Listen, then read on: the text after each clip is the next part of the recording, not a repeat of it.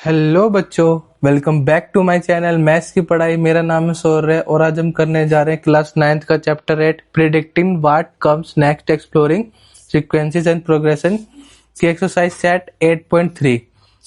इस ये रहेगा हमारा फर्स्ट पार्ट रहने वाला है। इसके अंदर हम question number first, question number second and question number third हम कवर करने वाले हैं। तो चलिए चलते हैं क्वेश्चन नंबर फर्स्ट की तरफ। देखते हैं क्वेश्चन क्या कह रहा है। Find the 12th term of A GP, यानी कि हमको 12 टर्म फाइंड करनी है जीपी की, जिस उस जीपी का हमें कॉमन रेशियो 2 दे रखा है and whose 8th term is 192, यानी कि 8th टर्म हमको क्या दे रखी है 192 दे रखी है। तो हमको क्या क्या फाइंड करना है। एक तो हमको फाइंड करना है T12, यानी कि 12 टर्म फाइंड करनी है, ठीक है। और अब देखते चलते हैं। अब कॉमन रेशियो यानी कि आर हमको 2 गिवन है और हमको क्या गिवन है 8th टर्म इज 192, यानी कि T8 हमको क्या गिवन है 192 गिवन है। T8 को हम लिख सकते हैं, क्या लिख सकते हैं बच्चों, ए मल्टीप्लाई बाय आर की पावर 7 इक्वल टू 192। ए की जगह हमारा ए ही रहेगा। आर हमको गिवन है क्या है 2, यानी कि 2 की पावर 7 इक्वल टू 192। 2 की पावर 7 को जब हम मल्टीप्लाई करेंगे तो हमारा मल्टीप्लाई करने के बाद आंसर 128 आएगा इक्वल टू 192, ठीक है। अब हमको ए फाइंड करना है। ए फाइंड करने के लिए हम क्या करेंगे 192 और 128 को हम ले जाएंगे डिवाइड में। अब हम इसको कट करेंगे। 2 से भी हम कर सकते हैं, ठीक है। 4 से भी हम इसको कट कर सकते हैं। मैं करता हूँ 64 से। अगर मैं 64 से कट करूँ तो 64 3 जा 192 और 64 2 जा 128, यानी कि ए की वैल्यू हमारे पास आ जाएगी बच्चों 3/2। ए की वैल्यू हमारे पास आ गई। आर हमको ऑलरेडी गिवन था। अब हम फाइंड करते हैं T12। देखिए हम T12 को कैसे फाइंड करेंगे। T12 को हम क्या लिख सकते हैं, a इंटू आर की पावर 11। ए की वैल्यू अभी हमारी क्या आई है 3/2, तो ए की जगह हम क्या लिख लेंगे 3/2 एम मल्टीप्लाई बाय आर की वैल्यू क्या है हमारे पास 2 और इसकी भी पावर 11, ठीक है। अब हम क्या करेंगे, ये 2 इधर 2 की पावर 1 है और ये 2 की पावर 11 है, तो यानी कि इससे एक पावर कम हो जाएगी, यानी कि 10 हो जाएगी। तो 3 इंटू 2 की पावर 10 बचेगा। और जब हम इसको मल्टीप्लाई करेंगे 3 मल्टीप्लाई बाय 2 की पावर 10, जब हम 2 की पावर 10 का आंसर निकालेंगे तो हमारा आंसर आएगा 1024। और जब हम इनको मल्टीप्लाई करेंगे तो हमारा आंसर आएगा 3072। तो ये निकल गई हमारी T12। बहुत इजी रहने वाला है और बस इसमें कुछ नहीं है, आपको बस कैलकुलेशन करनी है कि यहाँ पर कैलकुलेशन करनी है और 2 की पावर 10 यहाँ पर कैलकुलेशन करनी है। इजीली हमारा T12 निकल जाएगा। अब हम चलते हैं क्वेश्चन नंबर 2 की तरफ। देखते हैं क्वेश्चन नंबर 2 क्या कह रहा है। क्वेश्चन नंबर 2 में लिखा है find the 10th and nth term, यानी कि हमको 10th टर्म फाइंड करनी है एंड nth टर्म फाइंड करनी है। और जीपी हमको ये गिवन है। फर्स्ट ऑफ ऑल हम जीपी को पहले लिख लेंगे 5, 25, 125। तो ये हमारी कुछ इस तरीके से जीपी रहने वाली है। फर्स्ट टर्म सभी को पता है कि हमारी ए होती है, तो फर्स्ट टर्म तो हमारे पास आ गई। अब हम निकालेंगे कॉमन रेशियो।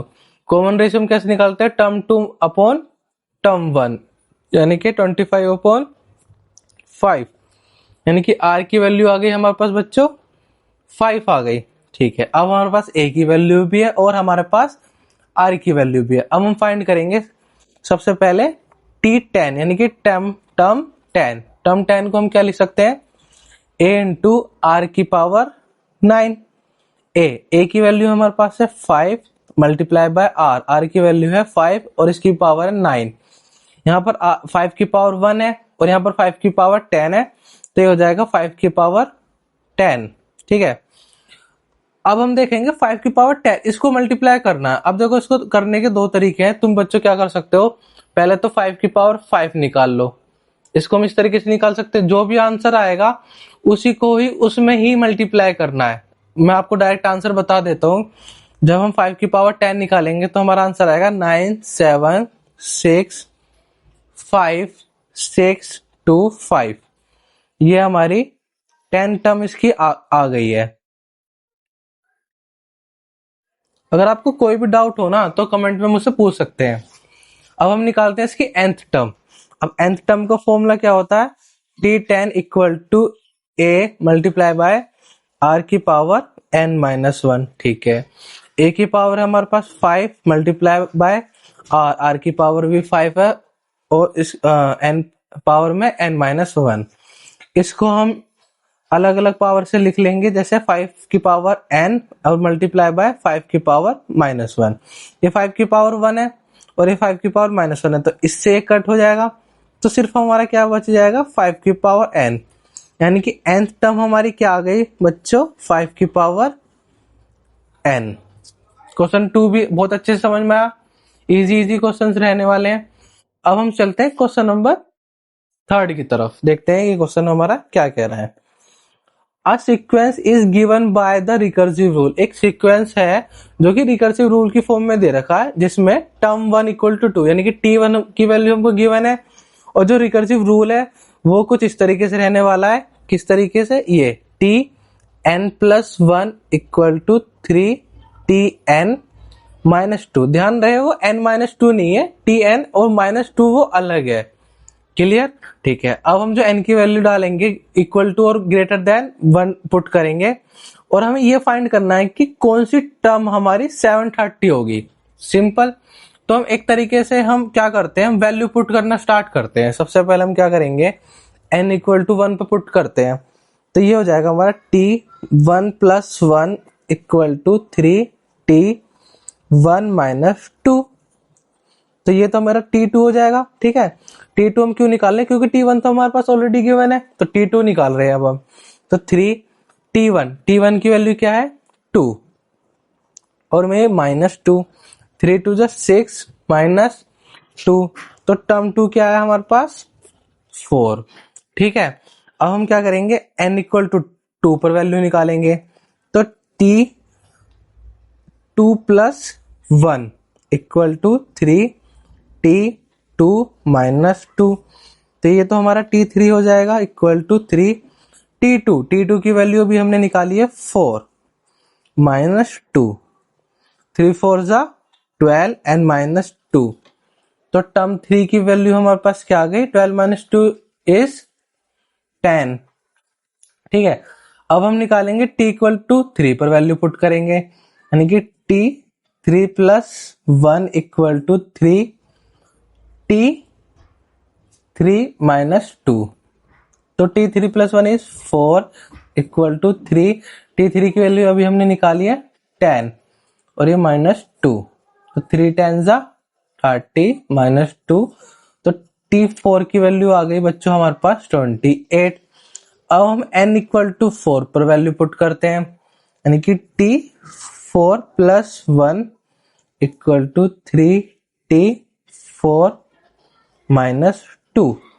तो ये तो हमारा t5 हो जाएगा इक्वल टू 3, t4 की जगह हम पुट करेंगे 28 then minus 2 and 3 multiply by 28 is 84 and minus 2 then t5 equal to 82। तो t5 निकल गया।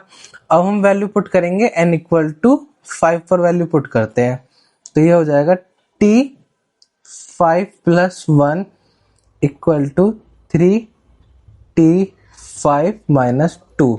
ठीक है, यानी कि t5 इक्वल टू 3।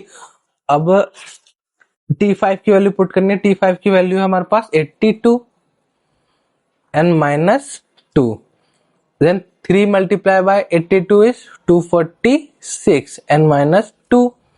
तो t5 की वैल्यू हमारे पास क्या आ जाएगी t44।